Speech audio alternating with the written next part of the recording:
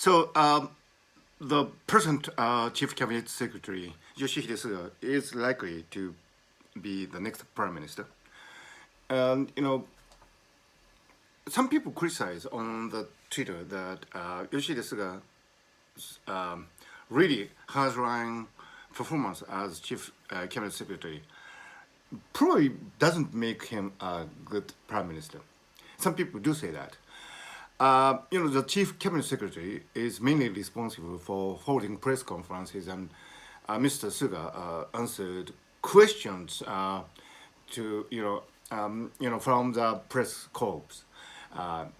Famously, Japanese newspaper and TV journalists, they belong to the Kisha Club, and they do not allow outsiders to, ask questions. And so within that really closed environment, Yoshihide Suga has been known to make really harsh and no nonsense comments to questions put on him. And so some people say that is not prime ministerial, right? I mean, but as a neuroscientist and as someone who is very interested in human behavior, I would say that the social status makes a person.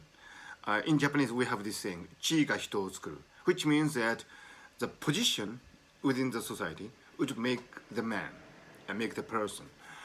I think the performance by Mr. Suga as a Chief Cabinet Secretary has been largely defined by its role, not his original character.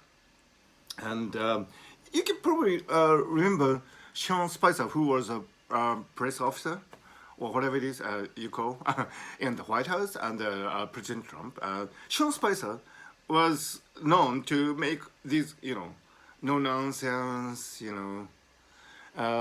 comments to the journalists, and he was not very much loved at the time. But when he quit as the press officer, and he was actually a really humorous, fun guy, wasn't he? I mean, Sean Spicer. He made appearances in many comedy shows like Saturday Night Live, and and his person was much more lovable than the really stoic, no-nonsense performance as press officer for the White House. So that could happen to Mr. Suga too. I mean, nobody knows what Mr. Suga is like outside the role of Chief Cabinet Secretary. So you never know. You should give him, Mr. Suga, the benefit of the doubt. Probably he would come out as a totally different person as a Prime Minister. So I am giving Mr. Suga the benefit of the doubt, and I am looking forward to seeing Mr. Suga as the Prime Minister. This country, Japan, needs some air of change, change of air.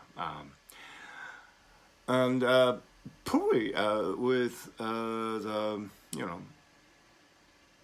with Mr. Suga becoming the Prime Minister, maybe we might have a defined zeitgeist in this country, which I think we very much need because of this coronavirus pandemic and sluggish economic performance, and also the postponement and possible cancellation of the Tokyo Olympics. We do need, the Japanese do need a change of air in whichever directions it might be.